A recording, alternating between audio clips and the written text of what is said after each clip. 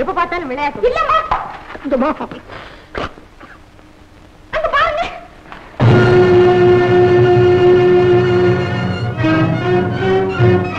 யார் நீங்கள்? திருச்சி மன்னன் விஜயரங்க கப்பனின் படவேறர்கள். மன்னர் ஆணைப்படி உன்னை கைது செய்ய வந்திருக்கிறோம். கைதா? வேண்டாம், திருச்சி மன்னன் தானே, நாமும் அவரிடம் நியாயம் சொல்லி பார்ப்போம். அதிகார பீடத்தில் இருப்பவரிடம் அவ்வளவு சுலபமாக நீதி எதிர்பார்க்க முடியாது பொம்மி. அப்படி இல்லை, நீதி கிடைக்காவிட்டால் அப்புறம் போராடுவோம். கத்தி கொடுங்க.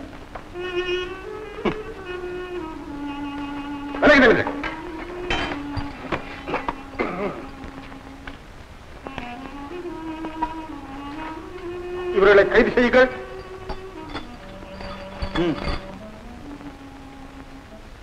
பொம்மி, நான் உன்னை கைது செய்யட்டுமா?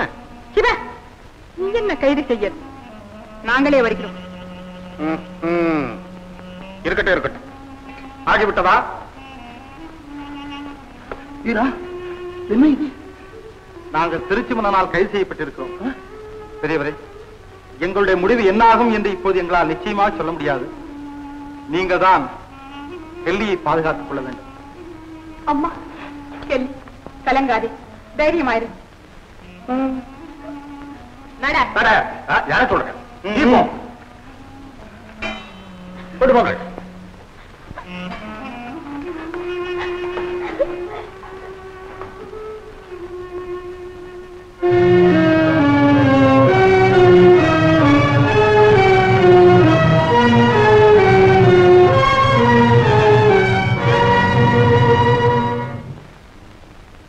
சபையோர்களே, பொம்மண்ணன் அவர்கள் கேட்டுக்கொண்டதற்கிணங்க நமது படைகள் இவனை பிடித்து வந்திருக்கின்றன. பாளையக்காரர் சார்பில் இவன் மீது குற்றச்சாட்டுகள் கூறப்படும். பேரரசரின் பிரதிநிதிகளே, பெருமக்களே, குற்றம் சாட்டப்பட்டு நிற்பவன் குலத்திலே செக்கிலியன். நம்போன்றவர்களிடம் பேசுவதென்றால் கூட எட்டியிருந்து மட்டுமே பேச அருகதை உடையவன். இவன் காதலித்தான். இவன் காதலித்தான். அது முதல் தவறு. என்ன? காதலித்ததே தவறா? மன்னன் மகளை காதலித்தான். அது முதல் தவறு. அரண்மனை கன்னிகாமாடத்திற்குள் புகுந்தான். அது இரண்டாவது தவறு. கொற்றவன் பெற்ற குலக்குடியை பூசாமல் தூக்கிச் சென்றான். எதிர்த்தோரை அடித்தான். ஏனென்று கேட்டோரை கொன்றான். ஒரு நீச்ச மகன் இவ்வளவு அநியாயத்தை செய்வதா? அரசே, பொறுக்க முடியாது. அரசையே பொறுக்க முடியாது. ஆகவே இந்த நீதனுக்கு தக்க தண்டனை அளிக்குமாறு கேட்டுக்கொள்கிறேன். இந்த குற்றச்சாட்டுகளுக்கெல்லாம் உன்பதில் ஒரே பதில். கண்டால் கண்டே, காதலித்தோம், கட்டுண்டோம், பொறுத்திருந்தோம். காலம் வந்தது தூக்கிச் சென்றேன். தூக்கிச் சென்றது குற்றம் என்கிறார் நரசப்பன். இல்லை என்கிறேன் நான். எப்படி? அவர்கள் கேட்டால் கொடுக்க மாட்டார்கள். நீதான் கீழ் ஜாதி ஆயிற்றே, கேட்டால் எப்படி கொடுப்பார்கள் என்பது நரசப்பன் வாதம். கீழ்மகனா, இட்டார் பெரியோர், இடாதார், எழிகுலத்தோர் என்ற இரண்டே ஜாதிதான் உண்டு என்பது பள்ளிப்பாடம். மேலுக்காவது இவர் பள்ளிக்கூடத்தில் ஒதுங்கியிருந்தால் தானே அது இவருக்கு தெரிய போகிறது. மன்னா, எங்கள் இருவர் உடலும் ரத்தத்தை எடுத்து சோதியுங்கள். அதிலே கீழ்மகன் மேல்மகன் என்று பேதம் தெரிகிறதா என்று பாருங்கள். ஐயோ, வேண்டாம் அண்ணா, அந்த பரீட்சை. கீழ் ஜாதிக்காரன் என்பது இவன் பிறப்போட வந்த விதி இல்லை. உன்போன்ற பித்தர்கள் செய்த சதி. நாவை அடக்கு, நாவை அடக்கு. முதல் திருட்டு குற்றத்துக்கு பதில் சொல்லு. நான் சொல்லுகிறேன். வேண்டாம் வேண்டாம், இவன் சொல்ல வேண்டும், இவனும் சொல்ல வேண்டும். நீ எப்படி சொல்ல முடியும் என்பது நரசப்பன் ஆட்சேபனை. திருட்டு போனதாக சொல்லப்படும் பொருளே நான் தானே. சரி, சொல். அவர் என்னை களவாடினார். நான் கேட்டுக்கொண்டதற்கிணங்க எதிர்த்து வந்தவரை விரட்டி அடித்தார். என் வேண்டுகோளுக்கு இணங்கி பட்டத்து இளவரசி நான் அவருக்கு உத்தரவிட்டேன். எய்தவள் நான் இருக்க கணை மீது குற்றம் சாட்டுவானே? நீயே சம்மதித்து நடந்திருந்தாலும் கூட இவன் செய்தது குற்றம் தான். மன்னா, நரசப்பனுக்கு எப்போதுமே கொஞ்சம் மூளை கோளாறு. அப்படியா? ஆமா. என்ன கோளாரா? மன்னா, இந்த அக்கிரமக்காரனோடு சேர்ந்து இந்த ராட்சசையும் பேசுகிறார். நீதான் ராட்சசன். அப்படியா? மன்னா, உண்மை இதுதான். என்னை விரும்பினான் நரசப்பன். அவனை நான் ஏற்கவில்லை. இவர்தான் எனக்கு ஏற்றவர் என்றேன். அதை அவன் ஏற்கவில்லை. குற்றச்சாட்டுகளை அழுத்துகிறான். சொந்த விவகாரத்திற்கு அரசியல் முத்திரை போட்டு இந்த நாடகம் நடத்துகிறான். நியாயத்தை எதிர்பார்க்கிறேன். நீதி உங்கள் கையில். ஓ, அப்படியா? சரி, 1000 தான் இருந்தாலும் வீரன் செய்தது பெரும் குற்றம். அவனை மனப்பூர்வமாக காதலித்தது பொன்னி செய்த குற்றம். ஒரு பாளையத்தின் படைகளை தன்னன் தனியே நின்று விரட்டி அடித்தது வீரன் செய்த மன்னிக்க முடியாத குற்றம். அதிலும் நரசப்பன் போன்ற தளபதியை அளவுக்கு மேல் உதைத்தது தாங்க முடியாத குற்றம். ஆகவே வீரனுக்கு தக்க தண்டனை விதிக்க வேண்டும். அது போன்றதொரு தண்டனையை அவன் வாழ்விலே காண முடியாதவாறு இருக்க வேண்டும். என்ன தண்டனை விதிக்கலாம் நரசப்பா? தீச்செயல்கள் பல புரிந்த இவனுக்கு மரண தண்டனை விதிக்கலாம். ஆனாலும் போகட்டும், ஆயுள் தண்டனை விதிங்க. ஆம், ஆயுள் தண்டனை. வீரா, அதிலிருந்து நீ தப்ப முடியாது. இன்று முதல் பொம்மின் மனைச்சிறையிலே ஆயுள் முழுவதும் கிடந்து சாவாயாக. அதோடு நமது தளபதியுமாக ஆவாயாக. அரசு, நீ போவாயாக. மன்னா, பொம்மண்ணா, கறந்த பால் மடிப்புகாது. இயற்கையாக கலந்துவிட்டு அவர்களை இனி பிரித்தாலும் உமது மகள் கன்னித்தன்மை பெற முடியாது. ஆனாலும் அவன் கீழ்ஜாதி. ஜாதி ஜாதி என்பது மனிதன் வகுத்த அநீதி. அதை மாற்றிக் கொள்வதுதான் நீதி. காலம் மாறி வருகிறது. எல்லோரும் ஓர் குலம் என்பதை அறிவுலகம் ஏற்றுக்கொண்டுதான் வருகிறது. அதற்கு ஆதரவு தருகிறோம் நாமும் இன்று. அந்த பெருமையிலே நீரும் பங்கு கொள்ளும்.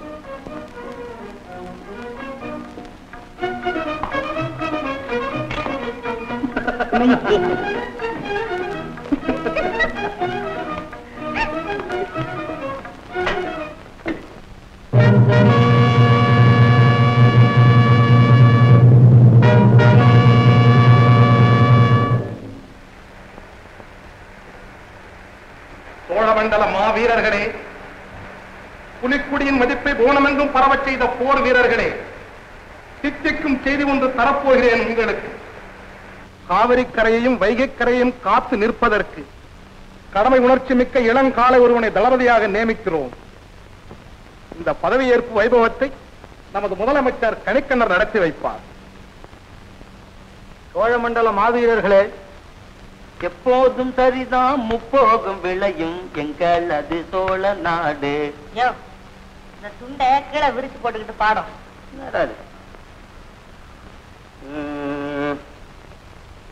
எப்போதும் சரிதான் முப்போகம் விளை.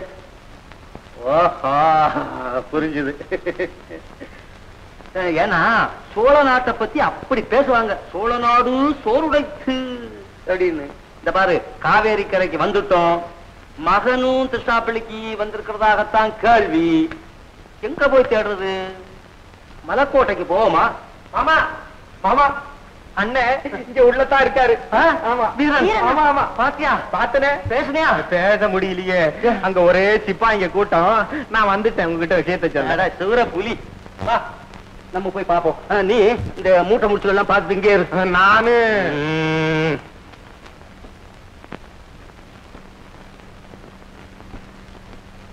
கண்ணியம், கடமை, கட்டுப்பாடு ஆகியவற்றை அடிப்படையாக கொண்டு இந்த சோழ மண்டலத்தை நீ காப்பாற்றுவாயாக. சோழ மண்டலம், புலிக்கொடி, நமது மன்னர்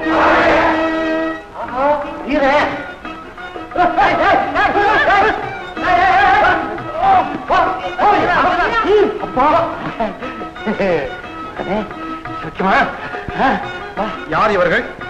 இவர்தான் என்னுடைய தந்தை, இவர்தான் என்னுடைய தாய்.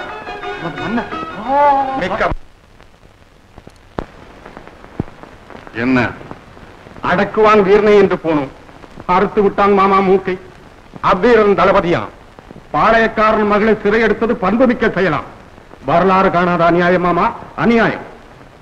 சொக்கன் சொன்னதில் தவறென்றும் இருப்பதாக தெரியவில்லையே. என்ன மாமா பேசுகிறீர்கள்? பெண்ணை பறிகொடுத்த ஏக்கத்தினால் பேசுகிறீர்களா, அல்லது பேரரசனாயிற்று என்று பயப்படுகிறீர்களா? பாளையத்துக்கு ஏற்பட்ட அவமானத்தை 10 மடங்கு அதிகமாக்கி விட்டான் சொக்கன். அப்படியே இருந்தாலும் அதற்காக நாம் என்ன செய்ய முடியும்? கோழைத்தனமான கேள்வி. நான் இருக்க நடுக்கினதற்கு முன்பு பல இடங்களில் படையெடுத்து பல வீரர்களை அடியோ என்று அடித்தது தங்களுக்கு ஞாபகம் இருக்குமா? கேவலம் ஒரு சாதாரண வீரனை பிடிக்க படைபலம் இல்லாமல் விஜயரங்கனின் உதவியை நாடினாய். இப்போது என்னையே படையெடுக்க சொல்லுகிறாய். பழித்தியக்காரன். நரசப்பா, மாமா, உன் ஒருவனுக்காக பாளையத்தை பலியிட நான் தயாரா இல்லை. பொம்மி சேர வேண்டிய இடத்தில் சேர்ந்து விட்டாய். உன் உபதேசம் எனக்கு தேவையில்லை. உனக்கும் இங்கே இனி வேலை இல்லை. போகலாம் வெளியே. அப்படியானால் எனக்கு இந்த தளபதி உத்தியோகம் எனக்கு தேவையில்லை. ஐயா, பொல்லாத ராஜாங்கம், பொல்லாத உத்தியோகம். படா.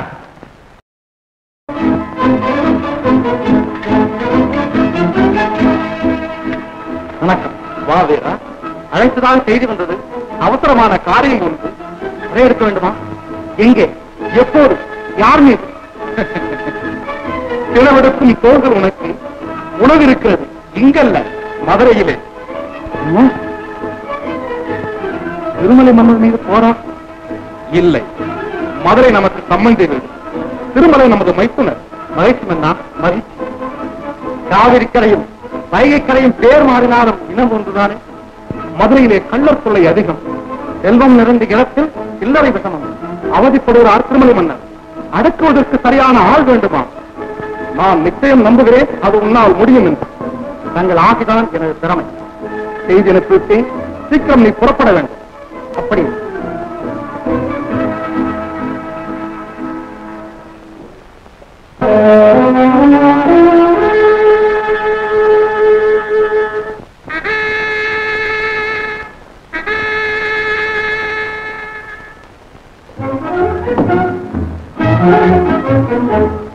அருமை மக்களே, அமைச்சர்களே, சோழமண்டல மாவீரனை வரவேற்பதிலே இந்த பொது மண்டபம் பெருமையடைகிறது. அழகர்மலை கொள்ளை கூட்டத்தினரை அடக்குவதற்காக தேடிக்கொண்டிருந்த வீரர் இப்போது கிடைத்திருக்கிறார். அவரை நம் முதல் தளபதியாக நினைக்கிறோம். அதற்கு அடையாளமாக இந்த விருதை சூட்டுகிறோம்.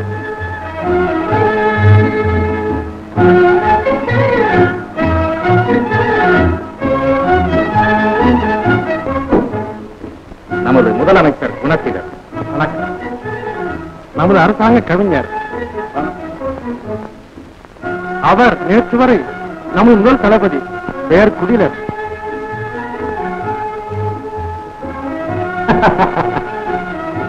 என் சிரமத்தில் பெரும் பங்கை குறைக்கிறேன். மிக்க மகிழ்ச்சி. பயங்கரமான சூழ்நிலையில் பதவி ஏற்றிருக்கிறேன்.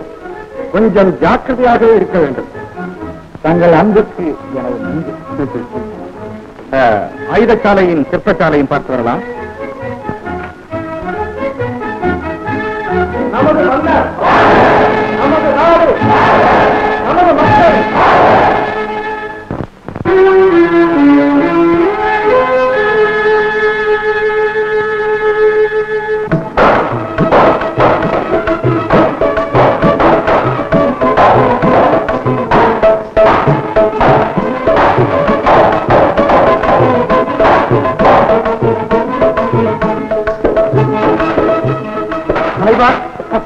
பெண்கள், தங்க ஆபரணங்கள் பாளையத்தில் கொள்ளையிட்டவை. அப்படியா? என் பொங்கு குறைவுதான். ஆனால் செடியட ஒரு பொக்கிஷம். தலைவர்,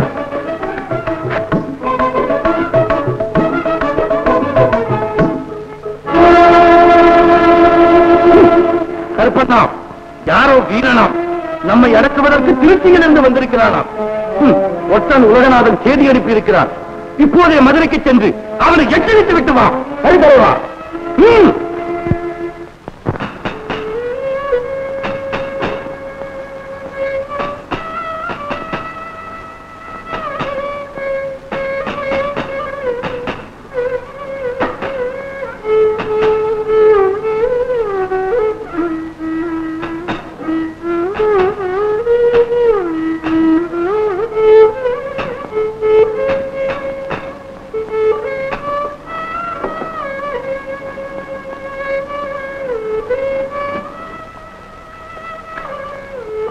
வீரா, நம் அரண்மனை நாட்டியக்காரி கலையரசி வெள்ளையம்மாள், ராஜசபை அங்கத்தினரும் கூட.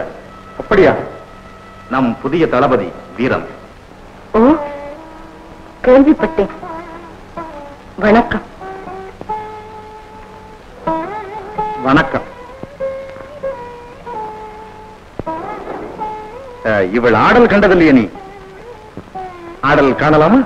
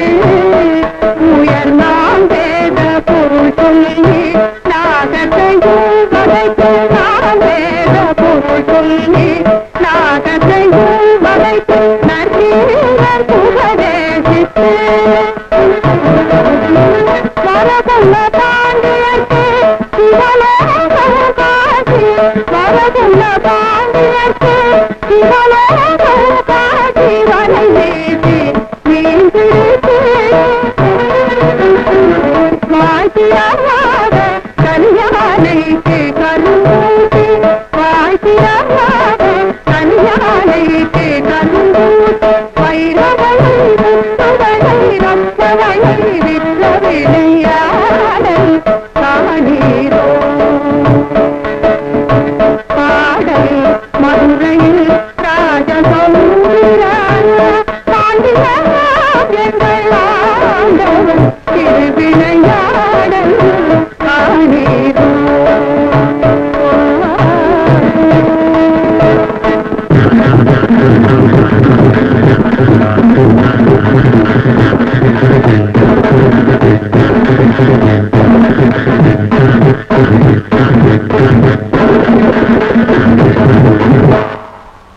அதிசயமான கலைத்திறமை.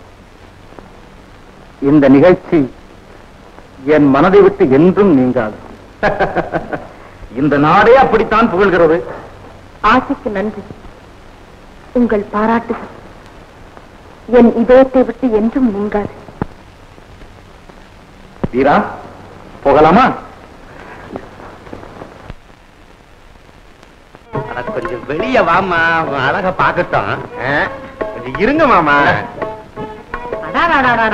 கொஞ்ச நேரம் சும்மா அருமையா.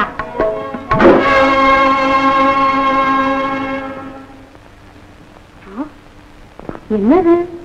என்னதா பாக்கணும்னு கண்ணு துடியா துடிக்குதுன்னா இதுதான். யாரா அவன் கம்பி எறிஞ்சது? யாரு டாபா பாத்தியாடா? அடாப்டான்னு பேசுறா. வயசாயிடுச்சுல்ல மாமா, இனிமே எப்படி பேசினாதான் என்னவா பேசுவல்ல.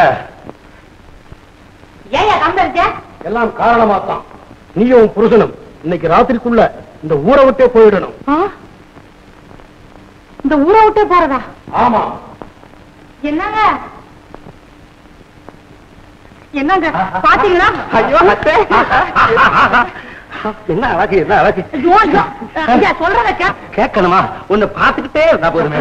ஐயோ ஜடையும். இந்த பாரு, உன்னை வர்ணிச்சு நான் ஒரு பாட்டு பாடட்டுமா? என் கோணாத தென்னை மரத்தில் கூடு கட்டும் கொக்கே, இசைக்கிறிந்த பச்சை கிளி என்னை கண்டெடுதே. பாட்டு வேற பாடுறாரு. பாட்டு ஒப்பாரி வைங்க, ஒப்பாரி.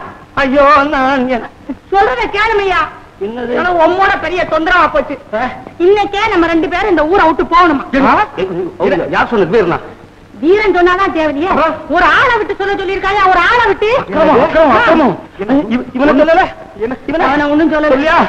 நம்ம 2 பேரையும் ஊரை விட்டா போய் சொல்லிட்டாதான். அட வீரா, வீராதி வீரா, உன்னை பாலூட்டி தாளாட்டி வளர்த்தனே. யாரியா? சரி, நீ என்ன பாவி, உன்னை பெத்த அவரு எனக்கு பத்தி தெரியுதுடா. நீ பெத்த? நான் இல்லையா? என்னமோ விஷயம் தெரிஞ்சாச்சு. ஆமா. இனிமே எதிர்பாராது. அதுக்கு தான் போய் சொல்லிருக்காமே. போலாம் மாமா. அண்ணன் வரட்டு விவரத்தை கேட்டுட்டு போங்க.